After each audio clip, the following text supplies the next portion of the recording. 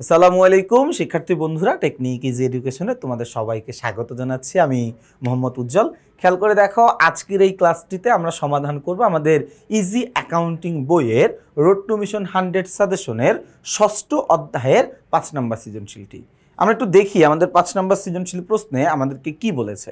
আমাদেরকে বলেছে মিস্টার খান একজন ব্যবসায়ী 2013 সালের জানুয়ারি মাসের লেনদেনগুলো নিম্নরূপ। জানুয়ারি মাসের লেনদেনে কি কি বলছে ভাই আমরা দেখি। জানুয়ারি মাসের লেনদেনে বলেছে জানুয়ারির 1 তারিখে জনি ট্রেডার্সের নিকট হতে প্রতি পাউন্ড 100 টাকা দরে 400 পাউন্ড চা ক্রয়। প্রতি পাউন্ডের দাম কত? 100 টাকা। কত পাউন্ড চা কিনছি? 400 পাউন্ড। কারবারি বারটা 5%, চালান নাম্বার হচ্ছে 50, বিক্রয়ের শর্ত হচ্ছে 3/15 নিট 30।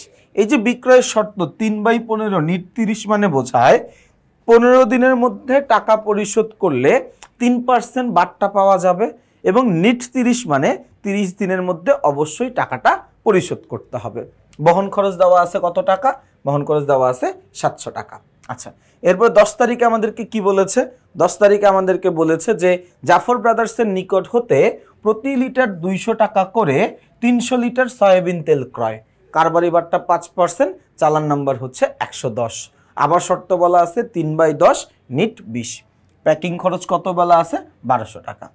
20 তারিখে বলেছে জনি ট্রেডার্স প্রতি পাউন্ড 100 টাকা করে 100 টাকা দরে 50 পাউন্ড চা নমুনা মাফিক না হওয়ায় ফেরত পাঠানো হলো ডেবিট নোট নাম 118। ঠিক আগের সৃজনশীল প্রশ্নটার মতো। 4 নম্বর প্রশ্ন যারা পারবা 5 নম্বর প্রশ্নটাও তারা করতে পারবা। কি বলা আছে প্রশ্নের মধ্যে? রিকোয়ারমেন্ট আমাদেরকে বলেছে ক নম্বরে যে জানুয়ারি মাসের মাল ক্রয় সংক্রান্ত আনুষঙ্গিক খরচের পরিমাণ। মাল ক্রয় সংক্রান্ত আনুষঙ্গিক খরচ আমার এই জায়গায় একটা দেওয়া আছে হচ্ছে বহন খরচ। আমাদের এখানে একটা দেওয়া আছে হচ্ছে কি বহন খরচ। এই একটা বহন খরচ দেওয়া আছে কত টাকা? 700 টাকা। 700 টাকা। এরপরে কি দেওয়া আছে ভাইয়া? প্যাকিং খরচ দেওয়া আছে। বহন খরচের পরে কি দেওয়া আছে? প্যাকিং খরচ দেওয়া আছে। বহন খরচের পরে আমার দেওয়া আছে হচ্ছে প্যাকিং খরচ। আচ্ছা, প্যাকিং খরচ দেওয়া আছে কত টাকা ভাইয়া? প্যাকিং খরচ দেওয়া আছে আমার 1200 টাকা। 1200 টাকা। তাহলে এই 700 আর 1200 যোগ করলে আমার আসবে হচ্ছে 1900 টাকা। 700 আর 1200 যোগ করলে আসবে কত? আসবে হচ্ছে 1900 টাকা। তাইলে আমার মাল ক্রয় সংক্রান্ত আনুষঙ্গিক খরচের পরিমাণ কত দাঁড়াইলো ভাইয়া?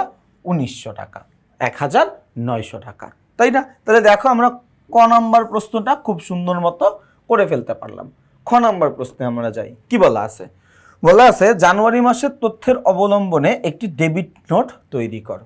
ডেবিট নোট তৈরি করতে বলছে। আমরা ডেবিট নোট কখন তৈরি করি?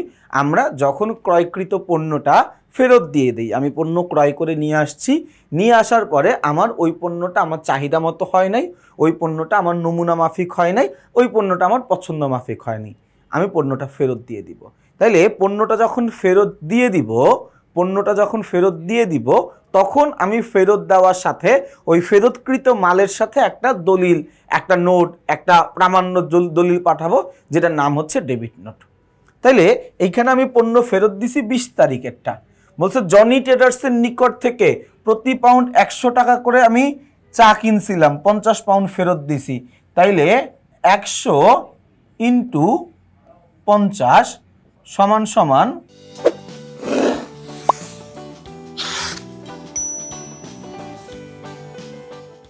15,000। ওকে, আবার কারবারি বারটা ছিল না? কারবারি বারটা ছিল 5%। তাহলে এই জায়গা থেকে 5% কারবারি বারটা বাদ দিয়ে তারপরে হিসাব করতে হবে। 5% কারবারি বারটা বাদ দিয়ে তারপরে হিসাব করতে হবে। ওকে, তাইলে আমরা আমাদের ডেবিট নোট নংয়ের যেই কথাগুলো রয়েছে উপরে, ডেবিট নোট নং, প্রাপকের নাম, ঠিকানা, সূত্র, তারিখ, এই জিনিসগুলো বসায় দিলাম। বসানোর পরে আমি জায়গায় সুন্দর করে লিখব প্রতি পাউন্ড 100 টাকা দরে 50 পাউন্ড চা নমুনা মাফিক না হওয়ায় ফেরত পাঠানো হলো।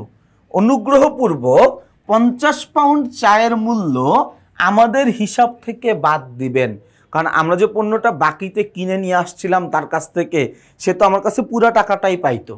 ওই জায়গা থেকে আমি যতটুকু পণ্য এখন তাকে আবার ফেরত দিয়ে দিচ্ছি, এই টাকাটা তো সে আমার কাছে আর পায় না, বা এই টাকাটা তো সে আমার কাছে আর পাবে না। তো এই জন্য এই টাকাটুকু আমি বলেই দিচ্ছি তাকে যে ভাইয়া এই টাকাটা কিন্তু মনে করিয়া আপনি আমার হিসাব থেকে বাদ দিয়ে দিয়েন, ঠিক আছে। কারবারি বারটা ছিল আমাদের কত পার্সেন্ট? 5%। তাহলে 5,000 টাকার 5% কত?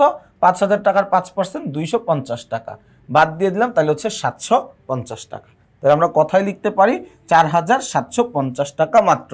ভুল ত্রুটি সংশোধনযোগ্য, যেহেতু আমরা ক্রয়ের জন্য করতেছি, অর্থাৎ ডেবিট নোট করতেছি, এই জন্য আমাদের এখানে ক্রয় ব্যবস্থাপকের একটা স্বাক্ষর দিতে হবে, ক্রয় ব্যবস্থাপকের একটা স্বাক্ষর দিতে হবে। Okay fine. তাহলে দেখো আমাদের গ নাম্বার প্রশ্নে কি বলছে, বলছে উপর্যুক্ত লেনদেনের সাহায্যে মিস্টার খানের একটি ক্রয় জাবেদা প্রস্তুত করো। ভাই আমাদের ক্রয় জাবেদায় অন্তর্ভুক্ত হয় বা লিপিবদ্ধ হয় কোন ধরনের লেনদেনগুলো?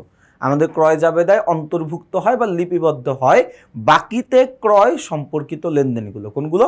আমি পণ্যটা বাকিতে ক্রয় করছি, এইরকম লেনদেনগুলো আসলে আমাদের ক্রয় জাবেদায় অন্তর্ভুক্ত হবে। তাহলে ভাই আমি বাকিতে ক্রয় করছিলাম কত তারিখের লেনদেন?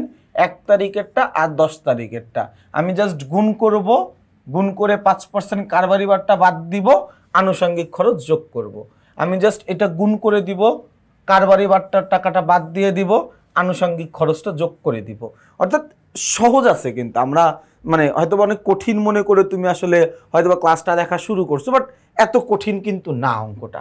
যেমন আমরা এই জায়গাটায় আসি, এই অঙ্কতে আমরা আসলাম, আসার পরে সবার প্রথমে আমরা লিখে নিলাম জনি ট্রেডার্স। জনি ট্রেডার্সের শর্ত যেটা দেওয়া আছে লিখলাম, চালান নাম্বার লিখলাম। আচ্ছা ক্যালকুলেশনটা আমাকে একটু নিচে দেখতে হবে, হ্যাঁ ক্যালকুলেশনটা আমার নিচে দেখা লাগবে। আমি কি করছি ভাইয়া, আমি 100 টাকা করে 400 পিস কিনছি, 100 × 400 40,000। কারবারি বারটা 5%, তাহলে কারবারি বারটা 5% বাদ দিলে 2,000 টাকা বাদ দিব, থাকবে হচ্ছে আমার 38,000 টাকা। থাকবে কত? থাকবে হচ্ছে আমার এখানে 38,000 টাকা। ওকে, এরপর যোগ করব বহন খরচ। বহন খরচ যোগ করলে আমার আসবে হচ্ছে 38,700 টাকা। আসবে কত? 38,700 টাকা। ওকে, এরপরে আমরা যাব, এরপর হচ্ছে জাফর ব্রাদার্সেরও গণনা কার্যটা আমরা এই জায়গা থেকে দেখে ফেলি। তার হচ্ছে 200 টাকা করে 300 পিস, 200 × 300 কত আসে? 60,000 টাকা। বাদ দিতে হবে কারবারি বারটা কত পার্সেন্ট? 5%, 3,000 টাকা, তাহলে হবে 57,000। এই জায়গা থেকে যোগ করব, যোগ প্যাকিং খরচ 1200 যোগ করলে আসে হচ্ছে 58,200 টাকা। তাহলে এই যে এই হিসাবটাই আমি আসলে এই জায়গায় লিখে দিলাম। দেখো ভাইয়া প্রথম অঙ্কটা করার পরে এরপর অঙ্কগুলোতে তোমাদের অসুবিধা হওয়ার কথা না। আমি আরও একবার বলে দিচ্ছি আমরা গণনা কার্য বা ক্যালকুলেশনগুলো কিভাবে করব। আমরা গণনা কার্য বা ক্যালকুলেশন করব হচ্ছে আমি যত টাকা করে যত পিস কিনছি ওই ইউনিটটাকে গুণ করব। গুণ করার পরে ওই জায়গা থেকে আমি বাদ দিব কারবারি বাট্টার পরিমাণ। বাদ দিব কি? কারবারি বাট্টার পরিমাণ। বাদ দেওয়ার পরে যদি আমার আনুষঙ্গিক কোনো খরচ থাকে ওইটা আমি যোগ করব। যদি আনুষঙ্গিক কোনো খরচ না থাকে তাহলে সেটা যোগ করার আর কোনো প্রয়োজন নাই। তাহলে দেখো ভাইয়া আমরা কিন্তু আমাদের সাজেশনে, আমাদের ইজি অ্যাকাউন্টিং বইয়ের রোড টু মিশন 100 সাজেশনের যেই 6ষ্ঠ অধ্যায়ের 5 নম্বর সৃজনশীলটি ছিল, আমরা এই সৃজনশীলটি সমাধান করে ফেললাম। এরকম চমৎকারভাবে প্রতিটি প্রশ্নের ব্যাখ্যা সহ, বিশ্লেষণ সহ ভিডিও ক্লাসগুলো পেতে চাইলে তোমাকে বইয়ে থাকা কিউআর কোডটি স্ক্যান করতে হবে, এবং বইয়ে থাকা কিউআর কোডটি স্ক্যান করলেই কিন্তু তোমরা আমার এই ক্লাসগুলো দেখতে পারবে। যারা বইটা এখনও সংগ্রহ করো নাই তাদের উদ্দেশ্যে বলবো দ্রুত সময়ের মধ্যে বইটি সংগ্রহ করে ফেলো। এই বইটির মাধ্যমে তুমি আসলে তোমার হিসাব বিজ্ঞানের পূর্ণাঙ্গ প্রস্তুতি নিশ্চিত করতে পারবা, এবং যদি কোনো প্রশ্ন তোমার বুঝতে বা করতে অসুবিধা হয় তার জন্য প্রতিটা প্রশ্নের জন্য আলাদা আলাদা করে ভিডিও ক্লাস রয়েছে, যেই ক্লাসগুলো তোমাকে অনেক বেশি সহযোগিতা করবে। সবাই ভালো থাকবা, সুস্থ থাকবা, আমার জন্য বেশি বেশি করে দোয়া করবা। আসসালামু আলাইকুম।